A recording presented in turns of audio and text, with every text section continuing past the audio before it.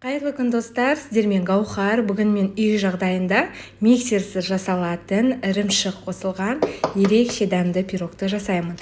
Видеоны міндетті түрде соңына дейін қараймыз. Алдымен бізге 3 жұмыртқа қажет болады. Оған қантымызды қосып, венчиктің көмегімен осылай асықпай бір бағытта жақсылатып шайқап алатын боламыз. Видеоның астында описание бөлімінде құрамы жазулы тұр, содан өтіп қарасаңыздар болады. Енді келесі кезекте ірімшікті қосамыз. Менде қолдың ірімшігі. Осылай жақсылатып енді ірімшікпен жұмыртқалы массаны араластырамыз.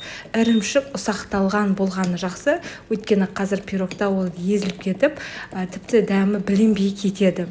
Осылай жақсылатып араластырып болғаннан кейін келесі кезекте сары майды ерітіп қосатын боламыз. Сары майдың менде пайыздығы 72%, оны жақсылап осылай араластырамыз. Мөлшерімен ұнды саламыз, ұнның барлығын салып жібермейміз. Бірінші жарты бөлігін саламыз, одан кейін ұн қопсытқыш, яғни разрыхлительді қосамыз.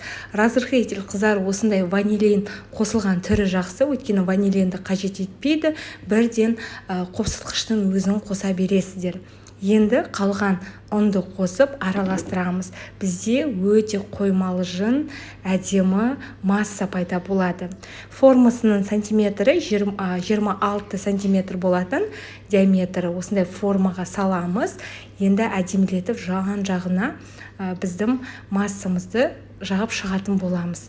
Пешімізді осы кезден бастап қыздыра берсек болады.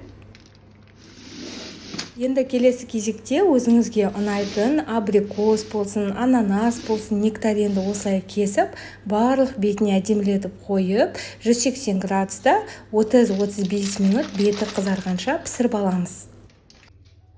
Пирогымыз жақсылап суығаннан кейін бетіне қант ұнтағын сепсеңіз де болады.